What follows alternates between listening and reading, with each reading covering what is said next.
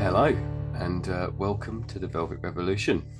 Uh, I believe it is episode 47, and we're on the letter U today when we get to that point. And My name is Ben Rice, and I'm joined as ever by Dave Noble. How are you doing, sir?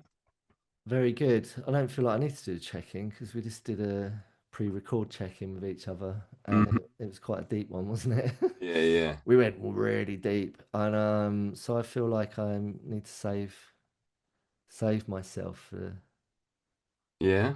for what's about to happen. For I what don't, we're about to receive. yeah, I don't know what's about to happen, but I don't want to um, what's the word? Exasperate myself. Okay. But in short, I'm feeling very good. Mm-hmm. Yeah, tip top. Mint choc chip. I said it. Yeah, There we go. yeah. Well Mint choc done. chip. I feel mint choc chip. And why do I feel like that? I just feel like there's a lot of things that have been happening, going on. It's just, I've just got some good stuff going on. And Yeah. is that luck? No.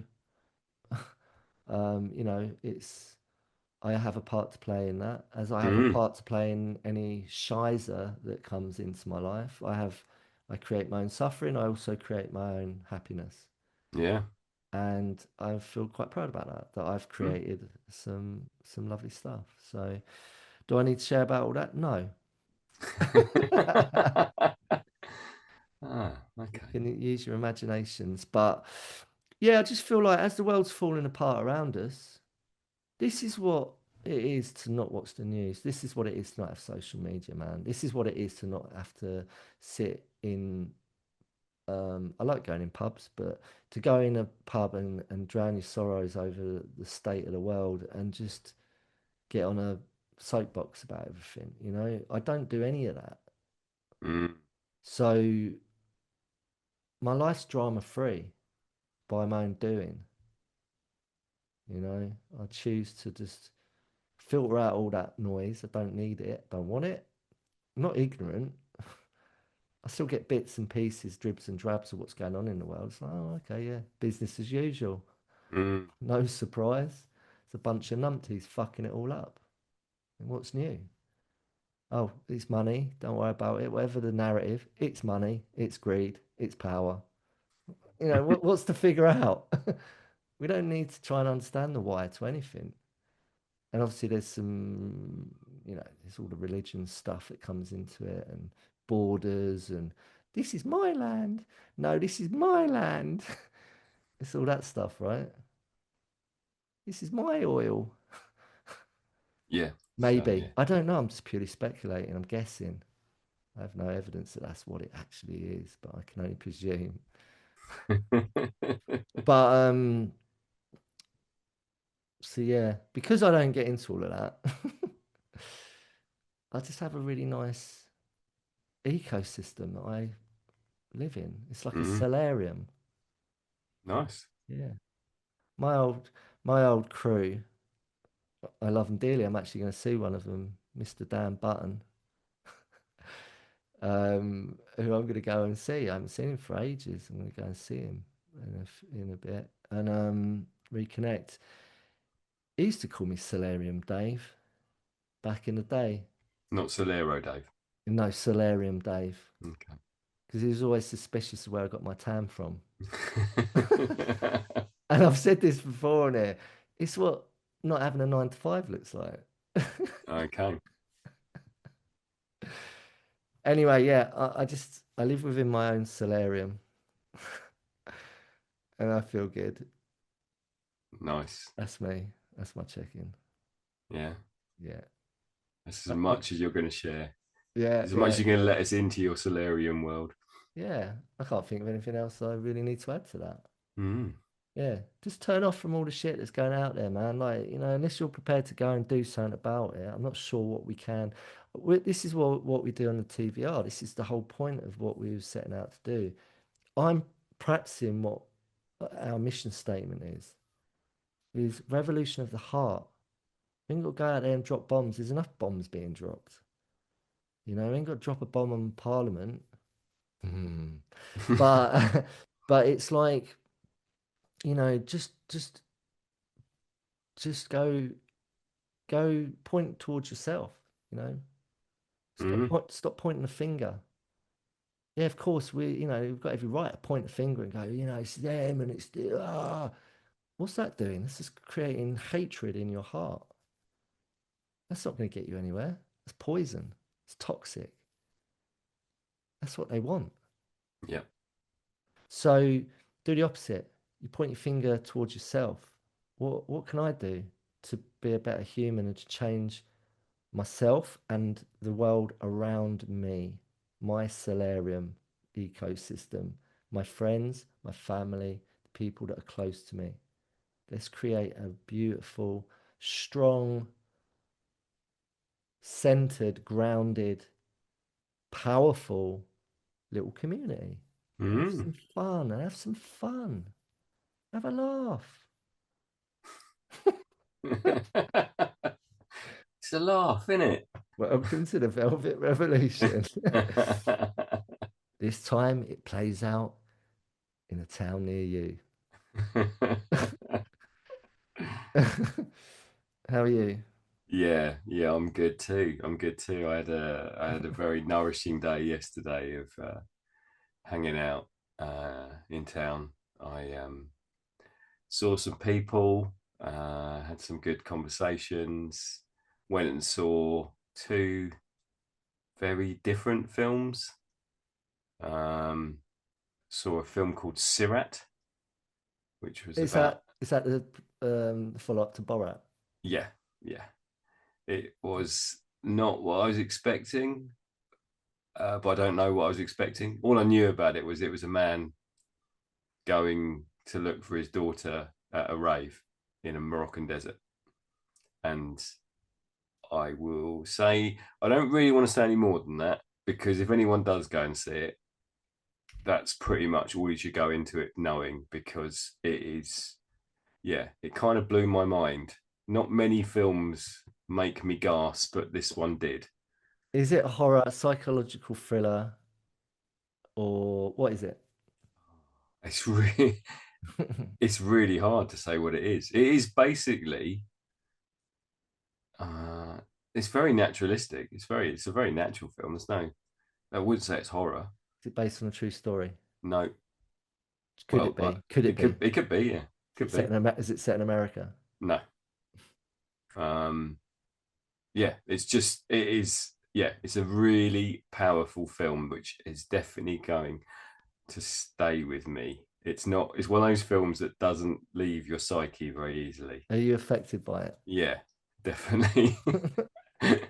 And then after that, I saw The Secret Agent, which is a Brazilian film. Um, You love your art house films. love my art house films. Is And it subtitles? yep, Oh, I can't handle that, man. no, I can like if I really wanted to, I can. Once you get into it, mm. but I don't know, man. It's just a little bit too much extra effort, man. But yeah, no, that was really really interesting as well. Yeah, sort of set in 70s Brazil, uh, and the sort of all the political stuff going on. Um, yeah, but again, it wasn't conventional. It wasn't. I thought it was just gonna be like a political thriller. You know, a guy that was a secret agent that was just going to be sort of chased around and see if he won or didn't win. And but it wasn't. There was again a lot more happened, a lot more different layers of narrative. Really interesting film. He didn't Um, own an island, did he? no, no, he didn't. No. No. So yeah, so that was really good, and just so yeah, just had a really busy day yesterday, but very nourishing, and yeah, early night, and then woke up this morning feeling full of beans, ready to go. You woke up with lots of beans on you. Yeah, lots of beans. Well, that's interesting because I have been eating properly for the first time Yeah. in 2 months. So I have eaten a lot of beans this week. Have you? Yeah, What, I've been not, eating butter beans, oh, okay. Yeah, yeah. some cannellini beans, Kidney What beans? else? No Kidney beans? kidney beans No, actually. and I'm guessing no baked beans because they've got loads of sugar in. Loads of sugar. Um, I've been eating lots of lentils. bit, Uh, I'm um, gonna have. I'm gonna make a chickpea dal okay, today. okay, all So right. yeah, basically, I've just been cooking proper food again and eating properly, which is unusual. Can I ask you, what was your first, what broke the seal? What was the first meal? So last weekend, straight after we recorded this, I went out and I cooked. Went and shopped and cooked. And I made this. Uh, it was like a butter bean stew with kale and tomatoes, Oh, I bet that and tasted good, right? it was amazing. And I baked some tofu on top, and it had a sauce with it, like a creamy buttery sauce made from. What was it made from? I can't remember now.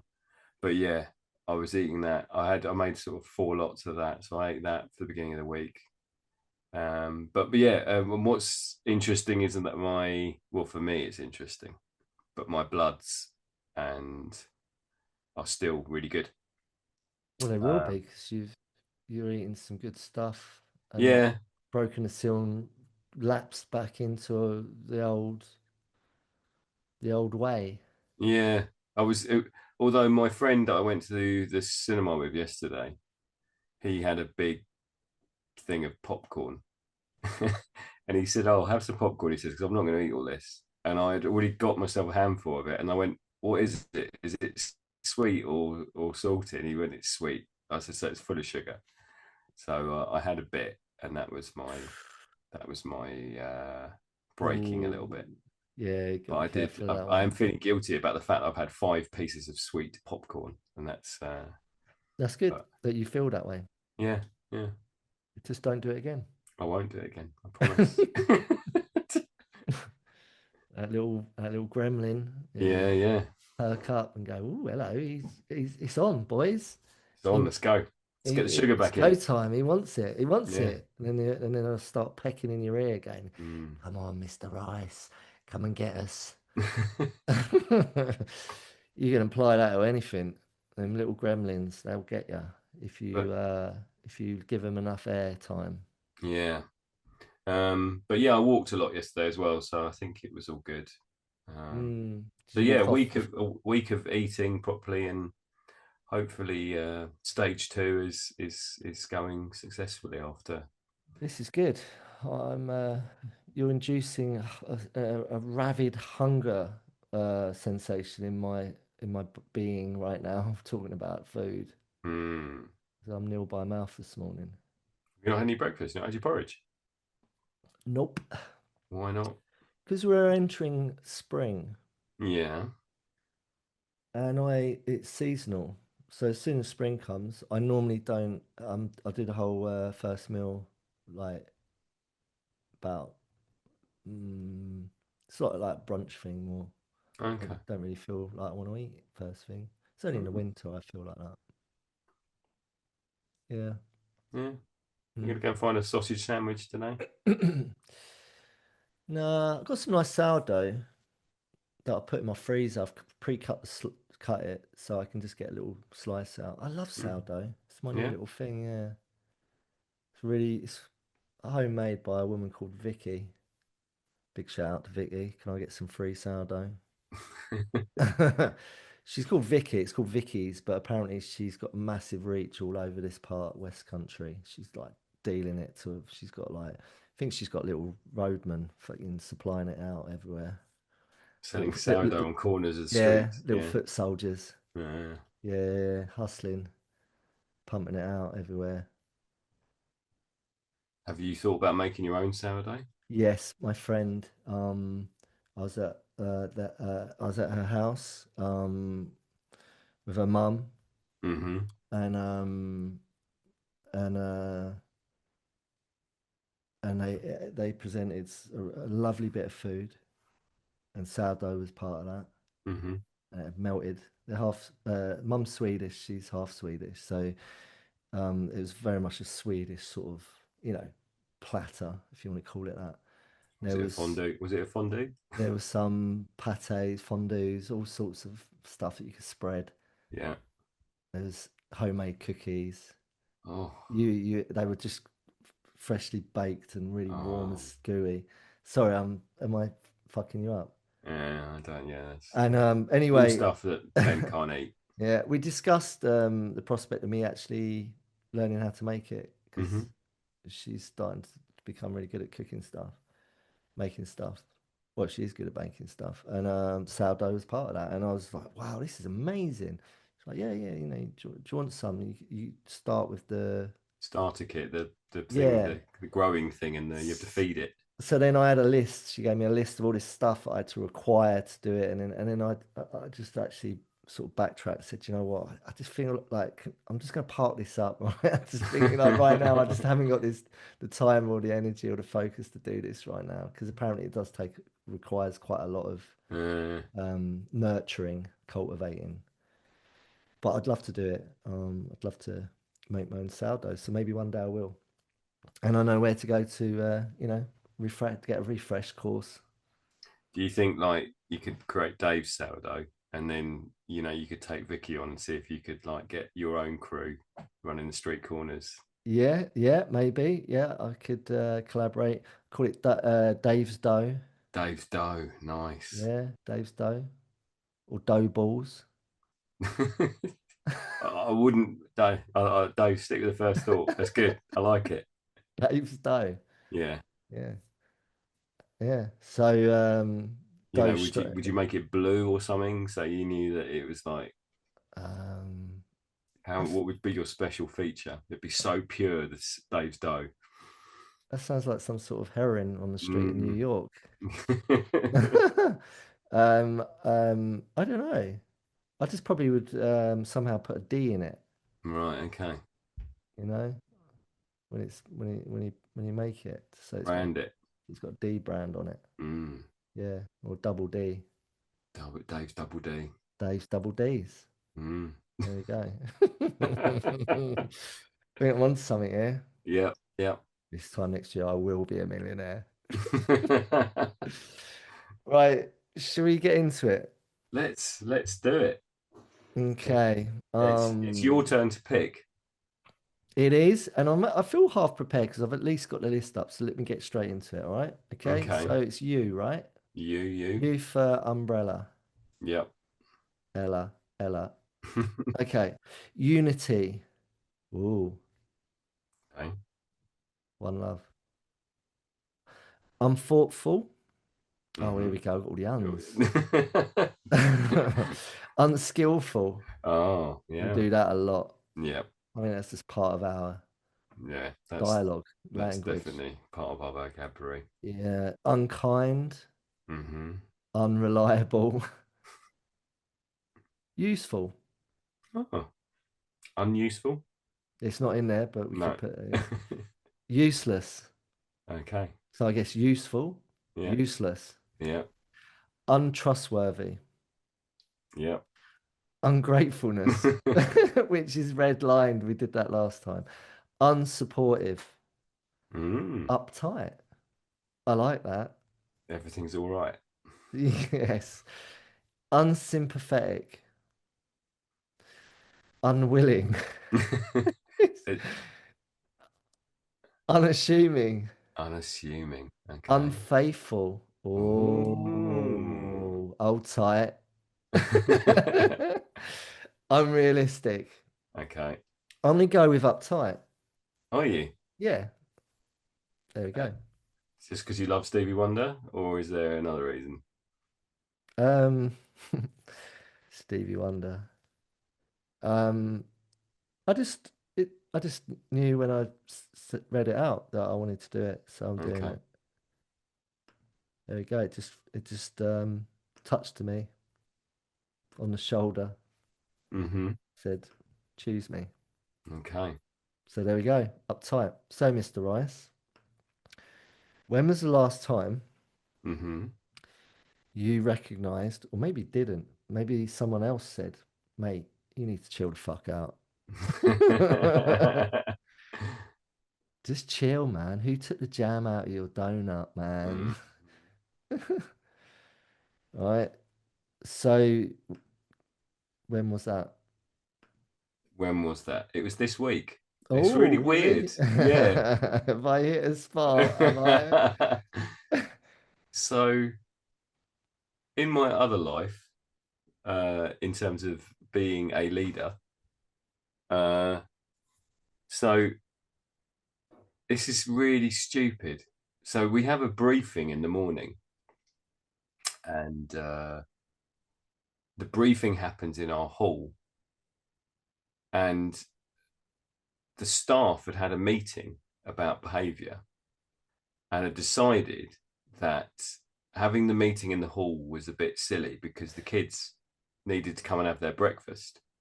So I'm just trying to envision. I'm thinking of so in your facility in the school Yeah, and the big hall where people eat, like the yeah, dining yeah. area. It's the Yeah. dining hall, stroke gym, stroke. Have Yeah, have you not got a assembly. staff room? We have got a staff room, but it's a little bit small. So, Okay, so anyway, so they've made this decision that the kids arrive at 8:30 and they come to have breakfast. You know, we give them breakfast straight away. that's nice. And what the staff had said was, we're in here from 8:30 and our briefing goes on for like 10 minutes, which means the kids have to wait to get their breakfast. And so Oh they God. they'd moved the briefing to another room, and and someone had spoken to me about it, but I felt like I hadn't given a definitive answer. I hadn't said, yeah, let's move it. And so I came to briefing in the hall and there was no staff there. And they were like, oh, but we've moved it. And I was like, no, you haven't. It's like I literally went into full like idiot leader mode because I was like, well, I haven't said yes. So no, we're keeping it in the hall. Everyone needs to come here because I haven't said yes and I'm in charge. And I felt as I was doing it, I was like, what am I doing? Like it's a sensible decision, but I haven't really got a reason why we shouldn't do it. But Did you snap your pencil? kind of, yeah. I kind of went, no, we're doing it here because I haven't decided. And then afterwards, the guy that had sort of said to me said, oh, well, you did kind of just go, okay. And that's what I do apparently a lot is I just go, okay. But that in my head, when I say okay, that means I'm thinking about it, not let's do it. Right. It's that kind of right. Yeah, yeah, okay. Yeah. So, but I was thinking about it afterwards. I was like, there's absolutely no reason why we can't move where the briefing is. And I did sort of reflect on it and think there was a guy that was in charge before me Hmm. who could be very people were quite fearful of him because he was quite snappy and his mood could change suddenly if he felt like his leadership was or his point of view was questioned. uh Who is he? The janitor? It's not Hong Kong Phooey. uh and yeah, and so I sort of thought I've just done what he's done, like basically because I hadn't made a decision or I hadn't felt I'd made a decision. I snapped and went, no, we're not doing that, and sort of threw my toys out the pram because it was like, no, I haven't said yes, so we're not doing it. No, I don't want to. Yeah, and I did. I felt a bit like, oh, I felt a bit stupid, but I was also like, why have I done that? Yeah. So, Did you stamp your foot down? uh, not Like quite, but like metaphorically, yeah. like properly, like actually do it. Like, no. And then snap No, your we're not pencil. doing that because I haven't said yes. So yeah, it was one of those times, and I just thought, why have I done that? So, and I did feel a little bit like, oh, I've just reacted. I've reacted to, I've reacted emotionally rather than rationally. So does that count? Does that sound uptight? Well, yeah, I mean, I think that qualifies. Yeah. So there you Yeah. go. I was a bit of an idiot this week. I was a bit of an uptight idiot Okay. because I hadn't made a decision or I felt like I hadn't said something All right. when Look, someone else thought I had. okay. So that's great. You're taking accountability and you're owning it on here Yeah. to me right now, Yeah. to all of us, anyone listening. What happened real And that time? chap does listen actually, so he may hear this. What's his name? I'm not saying that would break confidentiality. Okay. Right. Mr. X. When you see Mr. Rice next, right, expect an apology Yeah, if he yeah, hasn't already given you one. All right. You're owed one. It's due. okay. And a little treat and a gift. Maybe a day off. I can't do that. That's Uh, definitely not within my remit. okay. But you real time when it all played out, when did you catch yourself? Pretty much straight away, but I'd already done the whole no. So it was like, why have I done that? But that's okay, man. Like I'm not trying to justify. Look, Mr. X, if you're listening, I'm not trying to, I'm not saying that I'm not validating Ben's misconduct is, you know, it's I'm just saying that sometimes we fuck up. That's all Hmm. right, man. As long as we catch ourselves as quickly as possible and make amends. Mm. That's all right. It's okay. It's like I'm not trying to what's the word? I can't think of the bloody word. Justify that that we blindly go around just being a twat all the time, being uptight, snapping around Hmm. pencil, um, because we're not getting what we think we're meant to be getting or it's whatever. Um, there is a difference between doing that and not taking accountability for it and not making amends when you correct yourself and you catch yourself straight away. You just don't catch yourself.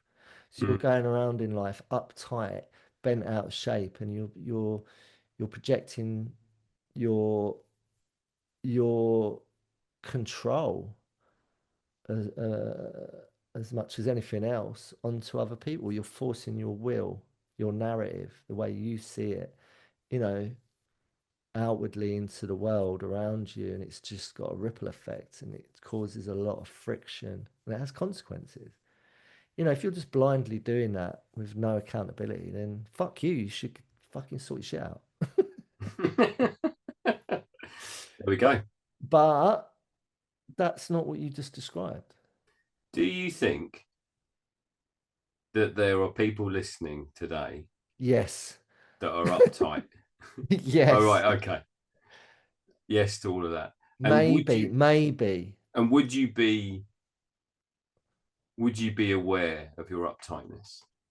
Would I be aware? I'm aware when I'm uptight. Yeah. No, I'm talking. I know you are, And I need but like, to do what I'm saying. I need to check in with myself and have a look at why. And sometimes it's for whatever reason, and you just have to not stay away from people, but just be mindful that you're feeling this way, and maybe it's wise not to do certain things or be around certain people until you've diluted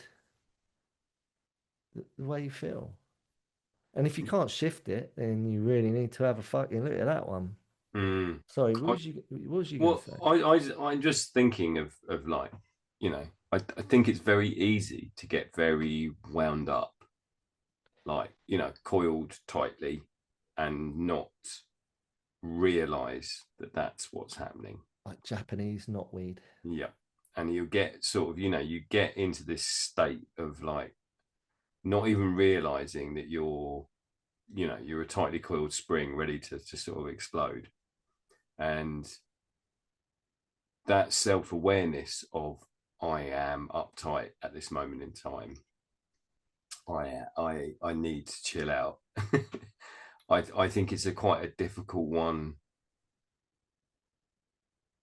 for people to really uh check in with themselves, to really get themselves. I think it's one of those ones where people don't even realize they're kind of stuck. Hmm. All right, so let's have a look under the hood, shall we? Okay. I'll go to you first. Let me have a little think about it as well. And anyone listening, all right, let's do a little bit of self-examination a minute. Let's have a little dig. Let's do some excavating, all right? Let's get to it. Let's get to the treasure, Mm. right? All the bones, all right? What's lying deep beneath it? Right. So let's say we start, let's say there's some anger there. Let's go below the surface layer of anger. What's below that? There's some agitation, frustration, irritation, discontentment, Resentment. resentment. What else? Um, Pride. Pride, ego. Mm-hmm. Ego's a big fucking one. Ego's got a big role to play in this one. Right. So let's go below that. What's below all that stuff? Let's go let's go down deeper. Let's go down another layer. What's below all that stuff? Underneath the emotion. Well, underneath what we just said. Insecurity maybe? Yeah. Uncertainty, Yeah. fear, Mm-hmm. yeah, yeah. What else? Paranoia. Paranoia, yeah, maybe. Uh, what's that idea of like just sort of feeling inconsequential, feeling sort of like diminished, feeling small, feeling Yeah, yeah. like you don't matter, Yeah, like a low, crippled, low sense of self. self-esteem. Yeah, Yeah. lack of self-esteem. Yeah. Yeah, and let's go below that one. There's all that. Why is that there? You know, maybe there's something that's caused that. So Mm-hmm. there's got to be some pain there. Yeah. There's some sort of wound that we've masked with all of what we just said. There's all them Mm-hmm. layers on top of it. So when you dig deep, so anyone listening has never really done any self-examination. This is kind of the way I see it anyway. This is what I've had to do in my life, you know. What's the root cause of my anger? Let's dig, dig, dig, dig, dig, dig. Right at the bottom of it is what I'm masking and all them layers of other things that I'm projecting outwardly to mask the very thing that's causing it, the root cause. There's some pain there, possibly. Okay, so what is that pain? To give you an example, look, I'm not a fucking psychologist. I've just Said sat in front Dr. of, Dave. I've just sat in front of various, you know, mind professionals, and I always say it, you know, forget all them dudes. I mean, they're all valid and great, and I've learned a lot, but I've learned to go inward by just sitting in stillness and landing with myself and seeing what's there and doing the excavation by just letting things arise and saying, oh, there's some, what's this that's come up for me? Mm-hmm. Oh, this is what I feel. Oh, where's that coming from? What's underneath that? You know, it's just that. It's just having the time to check in with yourself and to actually allow yourself to have that experience. It's fucking scary when you begin to do it. It's what we medicate on. It's what we mask. It's what we avoid. It's what we run from. You know, we're big grown we're big grown adults. What the fuck are we running from that shit from, man? Just fucking face it. It's nothing bad. It's not the monster you think it is when you really sit with it. You might cry a bit. Not quite a lot. Yeah, that's all right. Strength in that, man. Boo hoo. That's all I right. th- I think if it's I think I think the void, I think that emptiness is really scary because I think that's what that's again it's something we talked about that at the beginning of why we started having these conversations and trying to have that revolution within the self, pointing the finger back towards you and unpicking the layers, the layers of the onion as we were just doing. And I think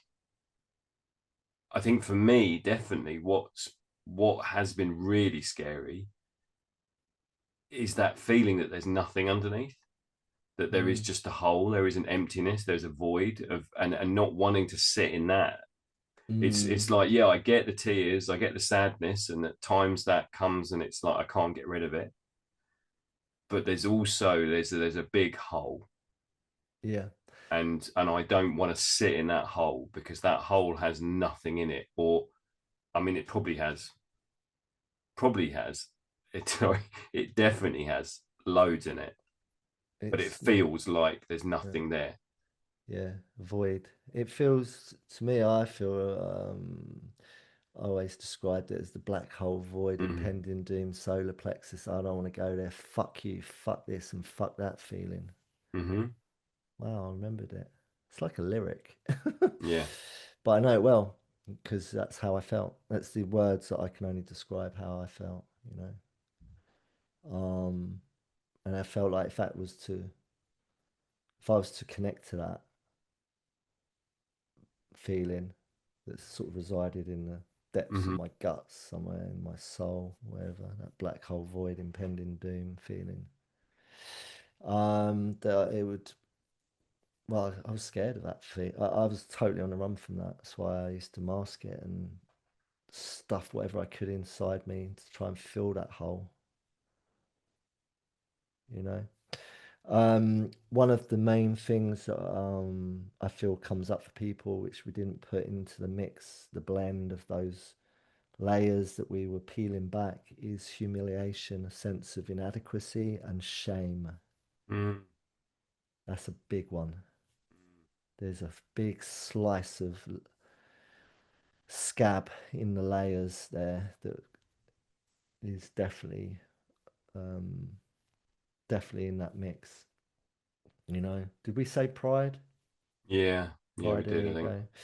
So look, you know, I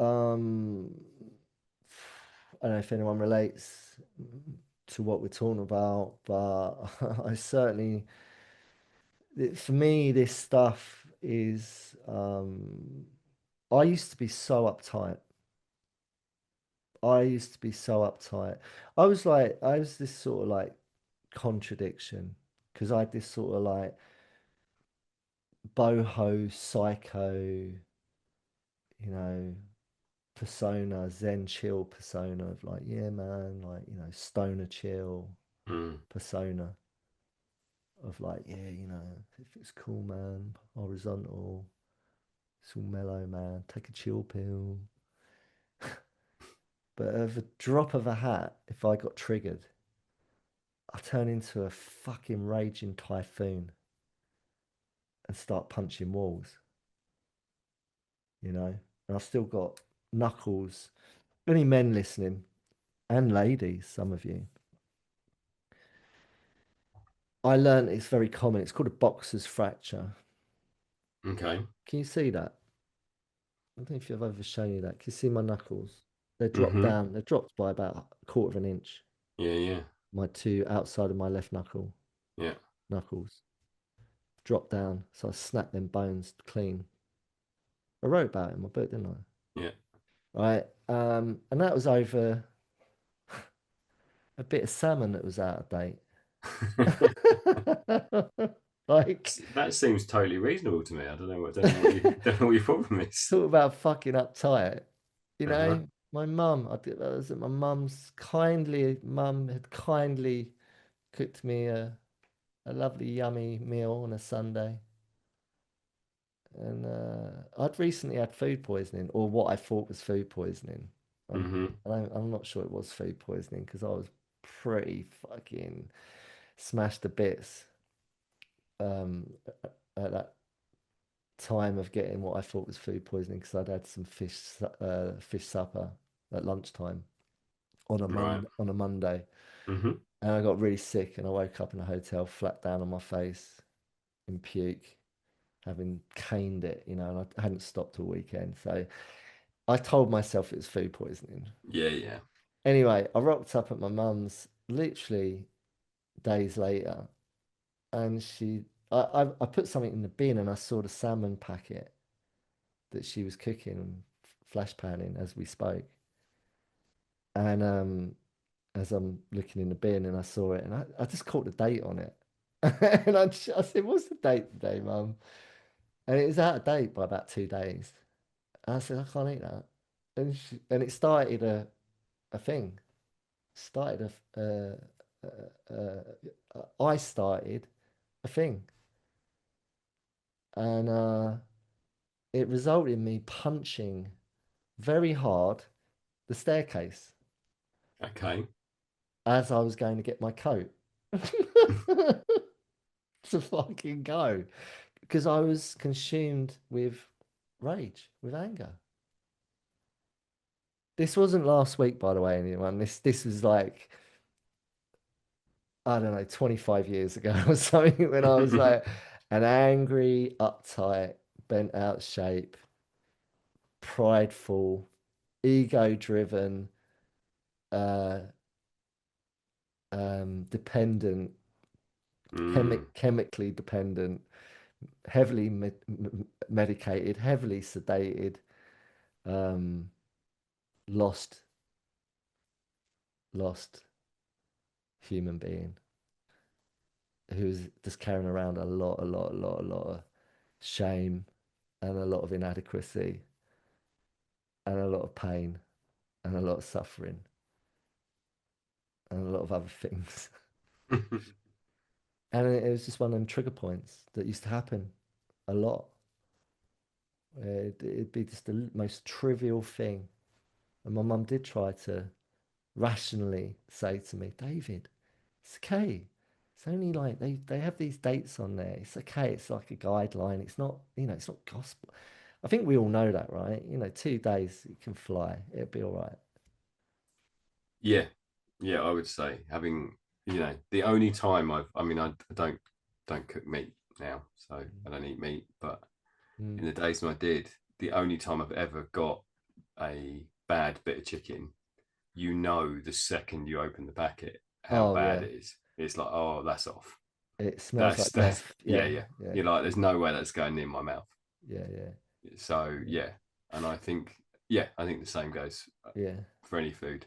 But But it's like the scale. It goes from zero to imminent catastrophe. It mm-hmm. goes from zero to raging typhoon in literally, you know, a click of fingers. I see red. This is something I don't do anymore, by the way. You know, I present this stoner. I used to present this stoner chill. I'm really laid back. Nothing phases me. I've got it all super composed, which is my control. Yeah, and mask. But the reality is, I'm consumed with a lot of agitation, irritation, anger, rage that is bottled up, mm, unresolved. I've got a lot of unresolved underlying resentment, yeah, and I don't know what to do with it. And when I get triggered, it comes out sideways. And underneath that persona that I portrayed of being all like together and composed, I was really uptight. mm, And then I get triggered. It could be just the way someone looks at me, or just the way the tone of voice, or just it could be anything. I mean, I just said what triggered me that time, and my mum was really, calm about it all, and just trying to say, David, it's just, don't worry about it, leave it. And I wouldn't let it go. I was like, my ego kicks in, and the best way to describe it, it is like a pit bull, that just grabs onto something and it won't let go. yeah, Yeah, and once it's got its jaws into it, it's not gonna unlock its jaws. There's a sense of sort of like entitlement to the situation where I've got to be right. Even when I'm wrong, I'm fucking right. Now there's a lot of insecurity to what I'm describing. yeah, I was crippled with insecurity. Far from being the man I am today, yeah, you know? So there was work to do.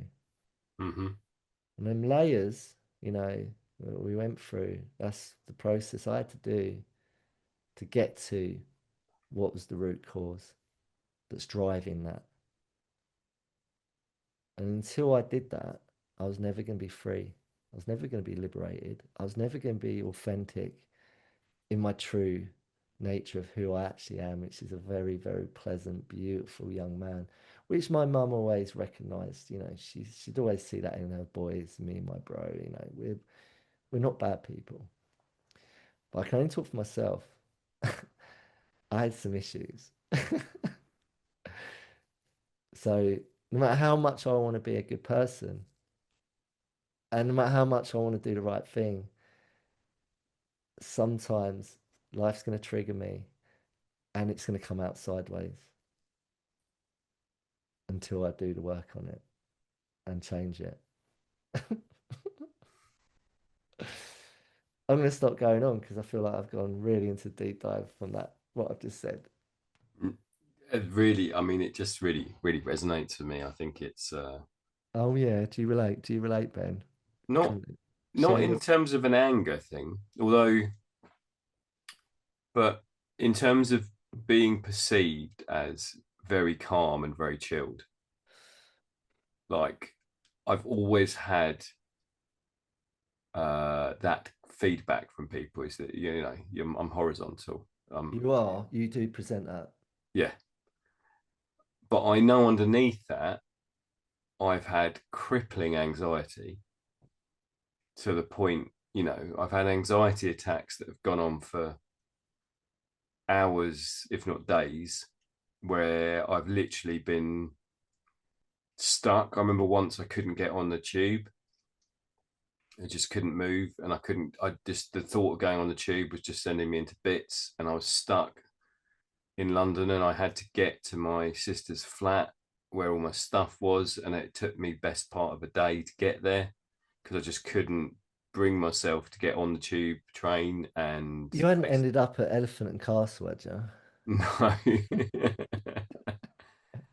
Anyone listening last week will know what that means. I've forgotten about that. Sorry.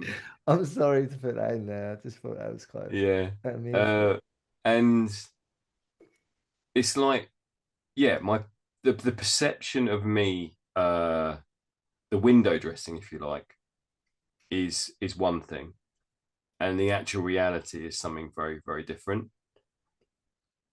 There's there is a level of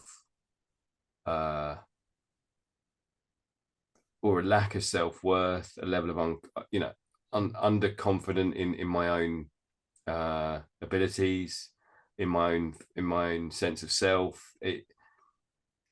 Underneath it all, I don't feel this confident, calm, relaxed person that people perceive me as. Mm, And that I find really difficult because, yeah, there's not that no one really knows. No one really knows me.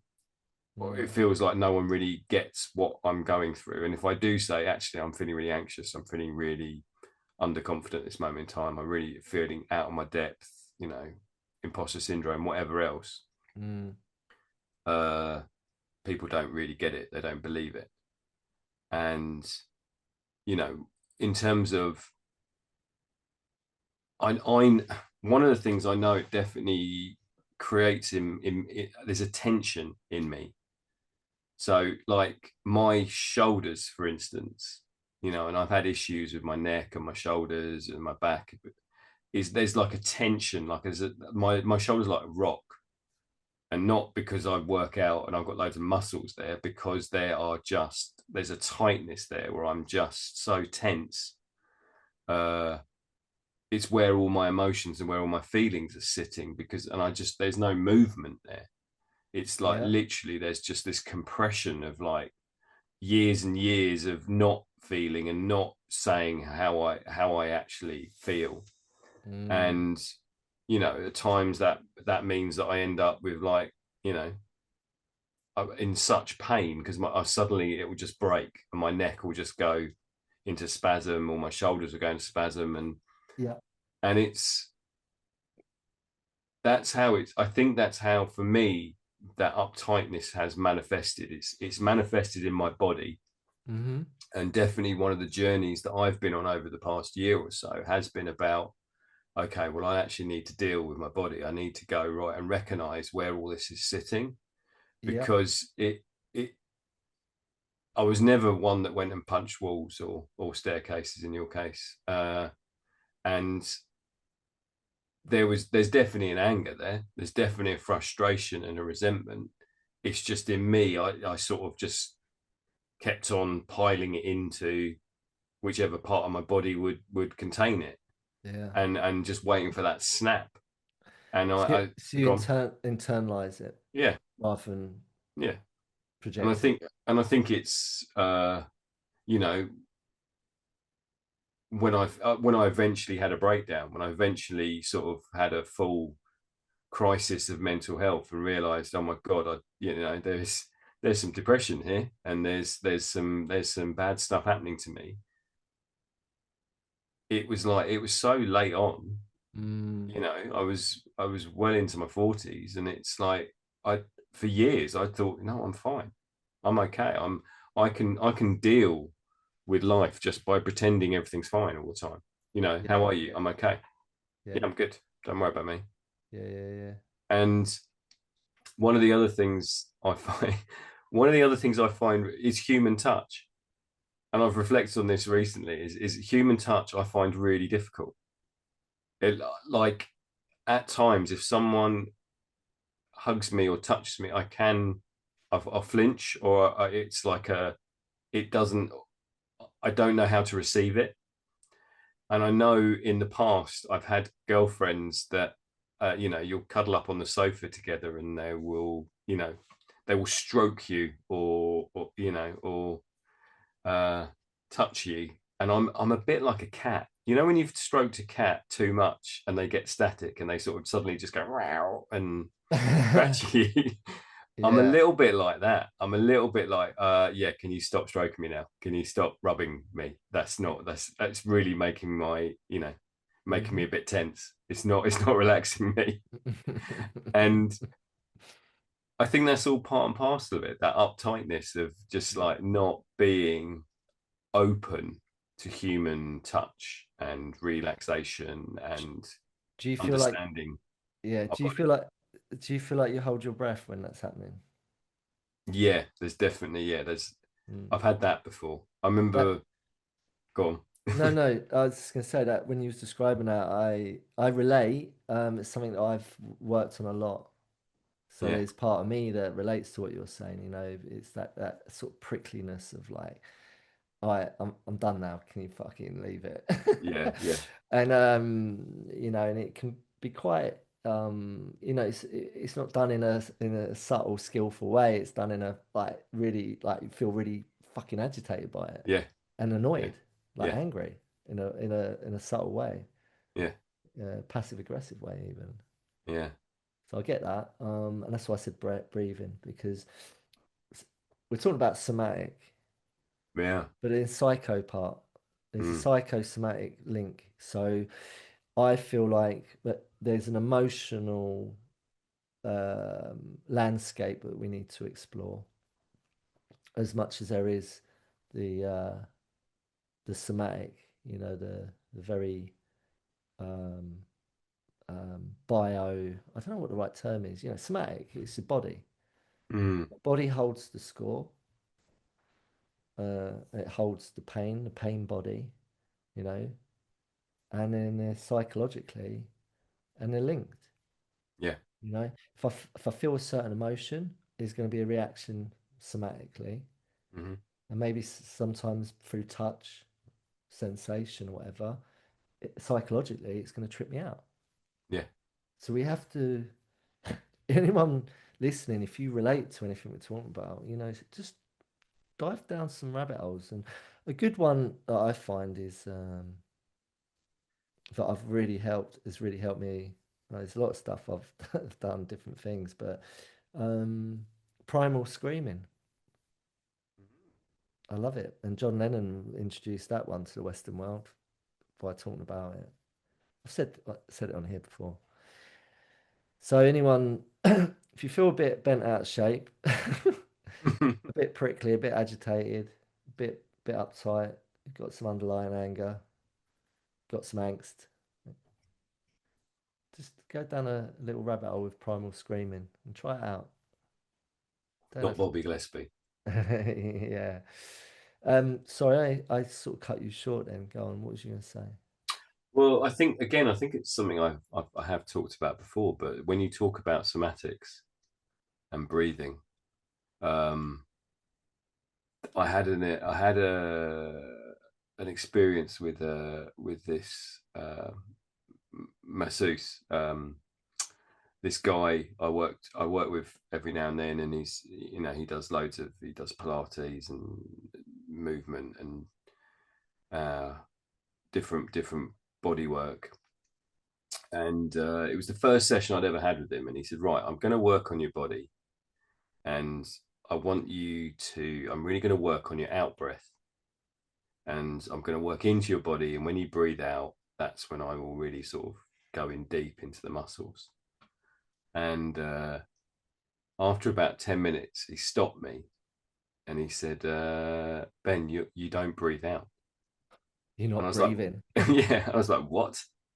And there is a shallowness, or there was, or that, and there is, and I know it happens a lot in terms of if I'm not consciously breathing, the out breath I have is not as long as my in breath. So I'm Mm, taking more air in than I am breathing out.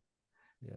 I'm holding more and I'm suppressing more rather than actually letting it out. And I've done various work with various people now about breathing, but it's actually getting to that point where you're letting all the air out of your body, which is quite scary to do. Yeah. You know, like I did this work with this I think it was called body motion guy, but he basically got me to breathe out and then hold my breath for 10 seconds Yeah. and then breathe out some more.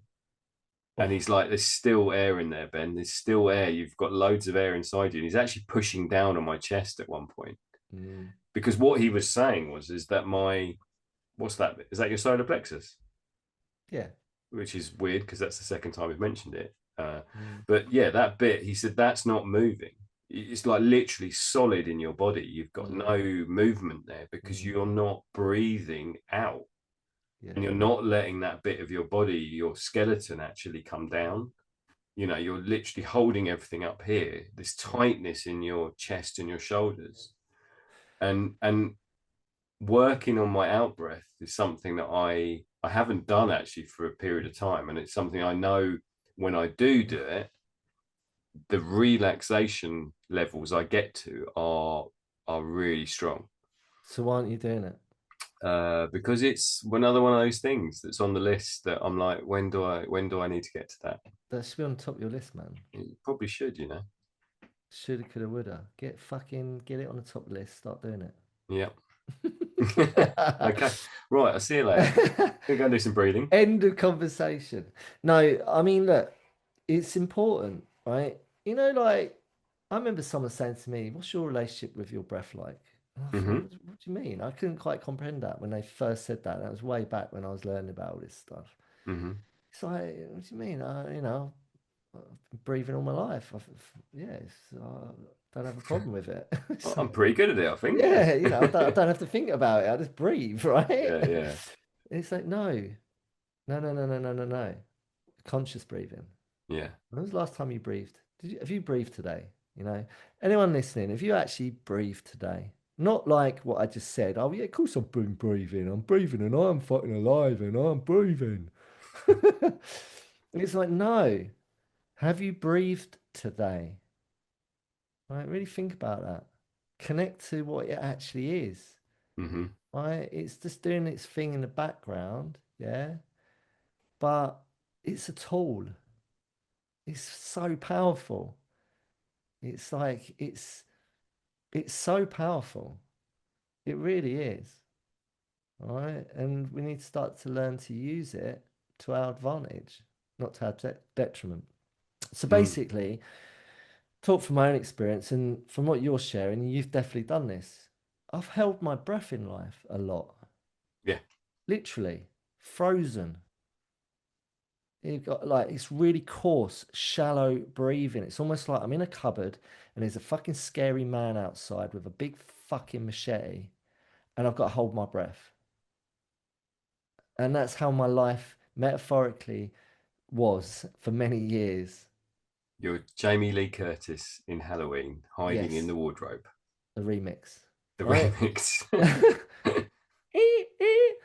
And that's how I felt. Now, I'm gonna be really honest here. The catalyst to that, there was some life events that happened early life that really created that response. Hmm. Don't need to get into all the nitty gritty nuts and bolts of it all, but I was very young and there were certain things that happened where I felt like I had to hold my breath in a frozen response. Like something bad was happening. I felt really, really overwhelmed, very insecure, incredibly scared, fearful, unsure of what was going to happen. And I held my breath, quite literally, you know, to the point where I was just about functioning. And I never really learned to breathe out in the way that your guy was saying. I held it in my body psychologically. All right. So for me, one of the most profound things that I've learned is to have a proper relationship to what that means to be breathing and doing it in a conscious, healthy way, in a skillful way. There's a skill to it, and I have to learn how to use it to create a better experience, and so I can regulate. And one of the first times I was aware that I was using it when I learned about this was before I stepped up onto a runway, not a fucking airport runway, just in my pants, not British pants. All right, so none out there is American, not trousers like pants. I'm talking about the things you wear under your undergarments, pair of briefs.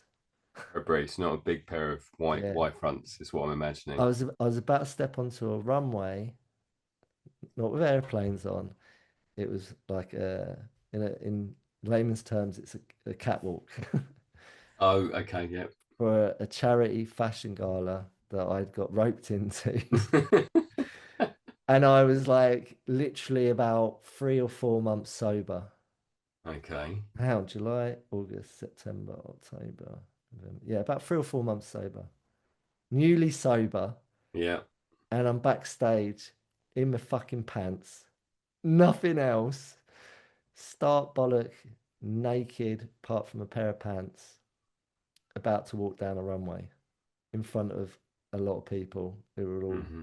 who'd all had quite a lot to drink. And I was anticipating getting heckled. And of course, there's loads of things coming up for me about like body image, all my insecurities, any body dysmorphia that I may or may not have had at that time in my life, all of that stuff. And I went to my breath. All the other guys and girls that I was doing a show with, and I'm going to say all of them because I was the only one that wasn't drinking. Everyone else was having a slurp on some free Prosecco. There are other brands of grape. but I went to my breath. It's the only tool I had in my toolbox backstage that could get me through that and regulate and get my heart rate and my freaking head and my body into a place that wasn't freeze, fight, or flight, so that I could walk down there and turn back and walk back in my pants with a load of people heckling. Were they like fashion pants? They were CKs. Okay. Yeah. So, and they were like budgie smugglers. So I felt very, very exposed, vulnerable. Did the sales of CK budgie smugglers go up? No. And I I learned very early on in my process, I'm newly sober. I'm not like, you know, whacking back a couple of drinks to take the edge out of it. Like this is what I would have normally have done, Mm-hmm. followed by probably a couple of bottles and a couple of liveners and God knows what else. And I would have Mm. walked down there and I'm like thinking totally pranged out, looking like a twat. But I was completely present. It was a very raw, visceral, real, connected experience of me having to do Cold, that. Yes, it was. cold. And that's what I'm trying to describe is the power of the breath. It's a tool. It enabled me to be able to do it. Yeah. I don't know if what I'm saying is translating the power of what the breath can do. Yeah, I mean, I just think it's, what we, there's numerous experiences where that feeling of uncomfortableness, that feeling of underconfidence, just not wanting to be there, uh, be not wanting to be present in the moment because it's too uncomfortable, and how you can deflect from that, how you can create more layers and more protection for yourself. And like you said, people do that in many, many different ways, starting with the obvious of a few drinks, a few glasses of whatever, just to build up that level of confidence and to be able to do uh, to not be fully present in yourself. Um, and all of that suppression and all of that tightness just ends up creating a solidity. Mm, And I can only speak from my own perspective there, but I know there was just uh, this fear which had just created like a almost like concrete. It's like I'm carrying stone around constantly and feeling heavy and feeling uh, just feeling so tight that it like not even understanding that that I'm not breathing properly. That I'm mm, if I can move my body better, if I can learn to let go and actually release some of this sort of stuff I'm carrying around, that I'm gonna feel lighter, that I'm gonna feel better because of that. mm. Um, and it is really, any breath work I've done has been totally transformative. It is like, oh my god, this it's such a simple thing. Like we started taking the mick at the beginning. Like, of course I can breathe. I've been doing it since I was born. It probably, before whilst I was in the womb, I was doing a bit of breathing. It's something I'm pretty confident I can do right. But Mm. actually, it's not, and it's such a basic, or it is the basic, you know, thing that's keeping us alive in life. But we're not even conscious of that, and it's like going right back to the root of what it is that keeps us alive, Mm. and then going, right, I need to, if I can do this bit better, then everything else I build on top of it is going Yeah, to be better. yeah, uh yeah, it's really hard to describe without actually doing the exercise or doing that work. yeah, yeah, yeah, yeah. But having done a number of sessions in the past where people have put me through various various ways of breathing and thinking about it, it is so powerful. And you come out of those sessions, or I've come out of those sessions being completely, it's almost like I'm, lightheaded, just I'm Yeah, just in a different place. yeah.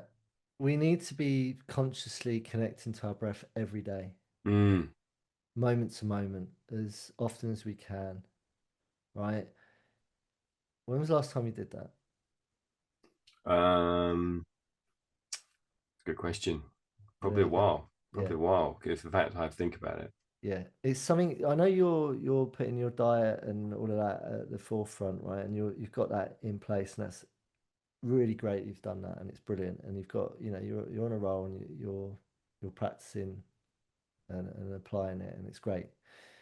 This is the next natural thing. Mm, It's not just what we put in our body. The breath is part of that. The breath is mm, what we put in our body. Actually, if anything, it's actually more important than what food. It's all part of the same fabric. It yeah. holds equal importance. Nutrition and breath. The breath is nutrition. Yeah. What's your what does your breath taste like? What's your breath? How much are you putting in? You know, you starving yourself of breath. If you become an anorexic with breath, it's really important. We learn and we understand and recognize how important it is. Yeah, and study it and practice it. Yeah, practice it every day, moment to moment. When was the last time I had a breath and took a conscious breath? Before I start these, I'm doing it. It's the thing I do at the beginning of my day. It's the thing I do before I go to rest at night. And there's many moments throughout the day where I recognize, oh, I need to just check in with myself and just land and take a breath. You know, any smokers out there, right? It's kind of what you're doing. The vapors are fucking doing it on another level. I've seen them sucking on them fucking pipes, man. The amount of shit they're putting into their lungs, that's not good for you, man. It can't be. Now, if they could just get rid of the glass dick, put it down, stop sucking on that thing, man, right? And start to. Sorry if I don't want to sound like I'm judging anyone. It's just the way I see it, all right? And it's just the way I see it. Okay, talking from someone, I'm an ex-smoker. I used to do a lot of bongs, a lot of fucking pipes, a lot of things, right? And I used to smoke a lot. And now I don't. For nearly 20 years, I haven't done all of that, right? And I've been working on my breath for that time. So I've got the experience, so I'm allowed to say what I'm saying. So I'm going to say it. But any smokers out there, and vapors especially, if you used to be able to learn how to have an intake without putting that shit in your lungs, you'd have a healthier, more a fruitful health existence. All right. That's just my opinion. So I'm entitled to that. And I'm talking from my experience. I have a better, more fruitful life existence, healthier, because I put in clean, pure, unless I'm in London or any other fucking city.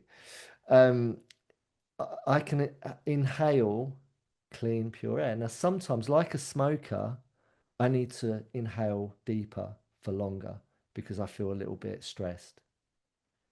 Now, you smokers out there, you do this.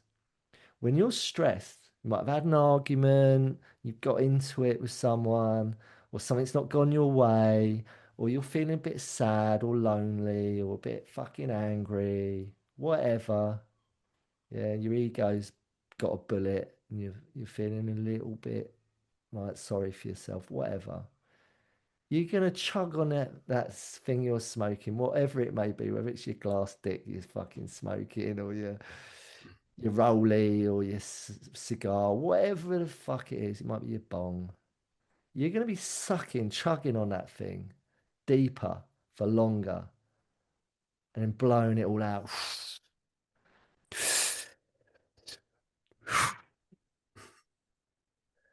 You know, that's what we do. I know that's what I did when I was stressed Mm. and pissed off and whatever. I used to fucking go for it and have more intakes. But if you could put that shit down and stop self-harming yourself for that shit, that's reactive. You're reacting to, you know, it's a coping fucking thing, isn't it? It's not just addiction. Some of you might disagree, go, oh, actually, I just really enjoy smoking. Great, enjoy smoking. All right. But when you do feel you need to turn to it to do what I'm saying, it's no different to what I do now without smoking. I just take more inhalations, deep breath in, deep breath out. But I neutralize my experience and I can regulate and bring everything down without the dirty fucking chemicals, without the nicotine, without all the God knows what the fuck is in them vapes. We're not going to get sponsored by vape companies.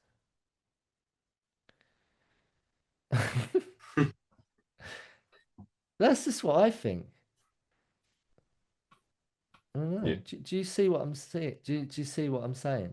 Yeah, I mean, for me, it's you know, you see it all the time, and definitely when I was a smoker, and it's a stress response, isn't it? Mm. I'm stressed. I'm kind of going to have a fag. I'm I uptight. I'm going to have a free fake ball mix. Yeah, yeah. It's it's yeah, it's a form of release, and I was you hear people doing it as well without the smoking, but also without being conscious. You'll hear someone go, and and then walk into a room, and you hear people having these moments where they have this massive sigh, Mm. and they're not even conscious they're doing it. You're like, you're okay. You just really took a breath there. Mm. And it's almost like this subconscious thing. It's like, oh my God, I just need to fill my body with some air Mm. or let some air out and see where it lands. But Yeah. to do it consciously, I hadn't thought about the correlation between smoking and breathing. Oh, it's 100% one, man. Yeah, yeah, And I've just lost all the smokers. So, you know, hopefully they come back once they've given up and seen the light. yeah, yeah. I'm not making a judgment. I used to smoke, you know, I used to love it. No one smokes anymore, apart from my mum. We're big smokers in this country, and there's certain places in the Mediterranean that Yeah, yeah, they love a fag. France as well, they love a fag, don't they? they do. But it feels more and more alien now. It feels Yeah, like it's very rarely you get a blast of nicotine coming it's just them in the streets. vapes. It's more like a blast of blueberry Oh, or it, lemonade or whatever flavor. can I just get on one a minute about that, right? It really gets my fucking goat when I'm walking down a street or somewhere, or I'm somewhere, and I get someone blast that fucking. It's like being in a rave. It's like being in the club with the smoke machines. Uh-huh. And it just like wallop, and it's like I'm taking on secondhand dirt, Mm-hmm. scuzzy chemicals. Like, I don't want it. Have it back, man. I tell you what, it's mad, isn't it? The people like, yeah, you know, I've switched smoking for a lesser evil. But yet Mm. now you're chugging on that thing more than you ever smoked, man. And you've switched out something that you kind of there's a little bit of knowledge about it. At least you know what you're getting to something that is absolutely a fucking blank canvas at the moment. Yep. That's all yet to come. More will be Yeah, yeah. revealed. Yeah. Should we leave the vapors alone? Probably should. Yeah. All right. Although walking past those shops when I was down the other day, Oh, don't get me started on that, man. I know, and just it's another one with working in a school. The kids are so hooked on vaping. It's worse than smoking because not necessarily, I don't know health wise yet, but as you sort of alluded to, I do think something give it 10 years and they're going to be like, oh my God, this is dreadful for you. But the kids are absolutely hooked. It's what, because at least with a fag, you went and had a fag and then that probably lasts you 6, 7 hours. With vaping, it's like a dummy. It's become like, you can see kids' hands literally going up to their mouths constantly, like Good even when they haven't got the, analogy. yeah, It's a good analogy. Yeah. even without the vape. It's like, I could watch kids. I've been talking to them, and you can see their hands doing it. It's just like, it's not, because you can do it constantly. Mm. You can literally do it. If they've got if they're vaping, and a lot of these kids, are doing it outside of school all the time. And can I just throw another little thing into the mix, right? And an image I have is the phone, right? So they've got the screen, let's say, in their right hand, and they're just sort of doing what they're doing on their right hand with the screen. Their head's really in the screen, and they're looking down, and they could be Hmm. walking along the fucking street or just sitting there on a bus stop or wherever they are, and then the other hand just keeps chugging on that thing and then like blowing out plumes and then it's like Darth Vader, isn't it? He's just like, it's a one man smoke machine, isn't it? You Yeah, just put him in yeah, the corner of a fucking club, man. Do you know what I mean? yeah. Should we The leave level of addiction stroke habit we are creating in our young people at the moment is, yeah, they It's are. mad, isn't it? We worry, go on about, you get the older generation going on about these woke young people, or these uh this inability to cope with life. And it's no wonder, because we're not preparing them for life in any shape or form. We're not giving them any resilience. We're getting them hooked on social media and hooked on vapes. It's just like, we're trying to make out that vaping, that's a lot of parents, because obviously, parents are buying kids vapes Yeah. because they shouldn't be getting them themselves. And it's and the argument's always, well, I'd rather they vaped than smoked, because it's, at least it's Fucking healthier. And mental, it's isn't like, it? nah, it's not. I don't know. Anyway, I feel like we should move on from this double We've double gone down whammy. a rabbit hole of vaping. Yeah, but I mean, it's just an observation. But I was listening to, I was watching it, but it's more like a listening thing. It's called About a Son. Okay. It's a film put together by an interview that was had with Kurt Cobain over the course of about a year. And the phone calls, it was done on phone. And it was it was about a year before he um, took his own life Mm-hmm. when he passed over. Excuse me. And it was a series of phone calls from the person that interviewed him, and it sounded like they were quite good friends and they knew each other. It was a comfort to sound like there was a lot of comfort in the space that was being held on the phone by the interviewer and Kurt Cobain. And it just started from like, the beginnings. So Mm-hmm. he says, oh, I'm not going to get into this more than one. This is my interview. This is me telling my story, basically. It was amazing. It was like his memoir in a way. It's great. It's called About a Son. It's really interesting. I found it really interesting. So he talks through that, talks about his upbringing and the things that shaped him. And I've always really related to his story and then how he came to turned on to music and how he got into it through his aunt. And it's a bit like John Lennon in a way, and he was the biggest fan of John Lennon. Kurt Cobain, Yeah, he yeah. was his idol. He loved Mm-hmm. it. And there's a lot of similarities between them two, I feel. And it went right through the whole kaleidoscope of his journey and career. And then there was like some sort of question asked about, or Kurt was talking about,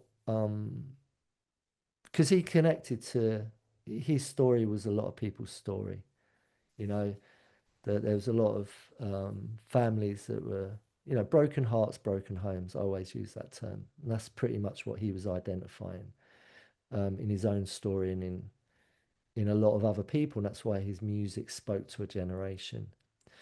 But then he got on to the future generations and technology. He was talking about virtual reality, of how Okay.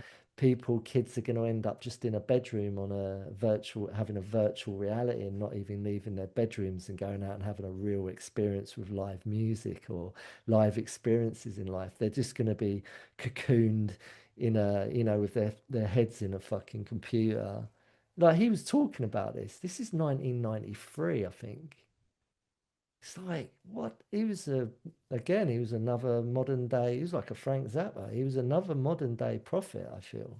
Mm, He knew, you know, what we've just been ranting on about, that the writing was on the wall way back. yeah. Anyway, getting back to, Well, I think it absolutely relates to that. When we are in our formative years, when we are growing, and it's, we're having all that angst and all those emotions and feelings for the first time, and how do we deal with them? And they're also intense at that age. You know, you go into your bedroom and you're listening to Nirvana or the Smiths or or playing a whatever. guitar, Yeah, literally playing a yeah. guitar to him. And you're like, you're feeling like, oh my God, no one else understands. Only Robert Smith is making me feel like, that he really gets me. And and and it's about building some sort of resilience at that point, some sort of growth.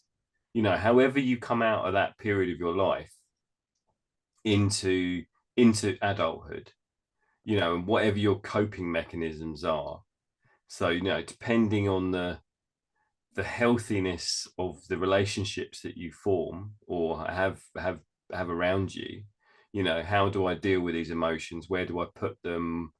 Is it okay to express emotion? Is it not okay? What happens if I, you know, if I express something and it's not safe and I'm judged or I'm shamed for it, and you end up with this uptightness, which is, I don't want to say it's uniquely British, but it feels very British. This, the British stiff upper lip, just get on, crack on with things. Everything's going to be fine. We just got to get on, form a queue. Everything will be all right. Keep smiling. Boys don't cry. Yeah, pretend nothing's wrong. And it, what we've ended up with now is a situation where that's kind of blown open, because you can stay in your bedroom and you can sit there and do nothing whilst looking at the world on a screen, whilst having every opinion of pretty much every person on this planet pumped into your mind in a contraption you're holding in your hand. Yeah. And it means that you can find a way forward that is quite fragile, because there's no connection, really. There's no face to face, there's no talking things through, there's no actual growth there. It's just oh, look, this person's agreeing with exactly how I feel at this moment in time, and they live in Peru, or they live in out of Mongolia or wherever. Uh, but I don't actually really talk to them. They're not really my friend. They're not really going to help me and support me through this. Mm. So it's a really odd connection, and any sort of community, any sort of collaboration we had as kids, where if we weren't getting that nurture at home, we sought that nurture in our friendships, in our peers, in the communities we formed whilst we went out. And whether that was going to raves, whether that was going to gigs, whether that was going to the skate park, whatever it was, we found our sort of camaraderie. Is that, camaraderie? Was it camaraderie? I don't know. I know what you mean. Yeah, Okay. Yeah. in that, and we found ways of suppressing or ignoring exactly how we felt, or maybe we didn't, and maybe we found people that, oh my god, felt the same as us, but they were human and we had face-to-face interactions. Yeah, yeah, So yeah, yeah. we found some way of growing through that. And I just think so much of that is lost now because we are, you know, our kids are in their bedrooms, and not just lying on their bed listening to the Cure. They're like they're stuck. That's it. They don't come out of the bedroom at any point and go and actually have connections in face to face in real life. Have I just completely gone off piece there? No, not at all. I think it's all relevant. So anyone listening, if you are a parent, you know, we got to keep an eye on this stuff, man. Yeah. We got to change the program, change the frequency. You got to tune out, dial out of the one that you've just described, because that ain't gonna get them anywhere. Kill the internet. Yeah, Unplug the Ra- router. rage against the machine. Yeah. Rah. But yeah, you know, um, for me, uptight. Lived my life one way. Was very uptight. Didn't get me anywhere. Held lots of consequences. Wasn't great. Done. Life's very different now. The only time I ever really feel a bit uptight is if I have to go to an airport. in your in your pants on the runway. Yes, yes. Or if I've got um, yeah, sometimes cities, can do that to me. I've got a bit soft now. I'm living out in the wilds. Yeah, I was yeah. saying this to some people the other day. I think I was saying it to you, when I've just got a bit soft, man. It's just like I've just dropped my shoulders because that's ultimately what it's all about. Your shoulders. You mentioned your shoulders. I'm the same. I hold everything in my neck, my shoulders. I used to have a lot of problems. My chest. My body holds the score, man. There's that person wrote a book about that, didn't they? Yeah. And I have to recognize, I have to fucking pay attention to that shit, man. Like, so, do I feel like my shoulders are dropped? Yeah, all the time. Great. Hey, cracked it. Got the source code. How have I done it? Well, like for me, what I was taught about, I can only speak on my part and my path. There's certain things I've done that have really lent itself to me being able to feel like I'm walking around, my shoulders dropped all the time. I don't feel uptight, you know? And yeah, there is sometimes some rational, things that are gonna make me feel a little bit stressed and a bit angsty or, agitated. It's okay. And I know what to do with that and how to recognize it, see where it sits in me, and, you know, let it go. Don't hold on to it. Don't let it define me. Yeah. Take a breath. Breathe out. Yeah. Right. Let it pass because it will pass unless I hold on to it. So the body holds on to it. Psychologically, I can hold on to it. Got to learn how to let it go. There's loads of methods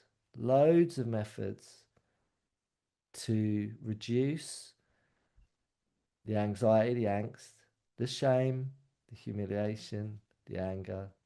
Everything we've described in this episode, man. There's ways of reducing it. Okay. And we have to go on a journey or don't reduce it. Hold, keep hold of it. Walk around bent out of shape without your shoulders feeling like they've dropped. Hold your breath for the rest of your life. Have chest pains. Yeah.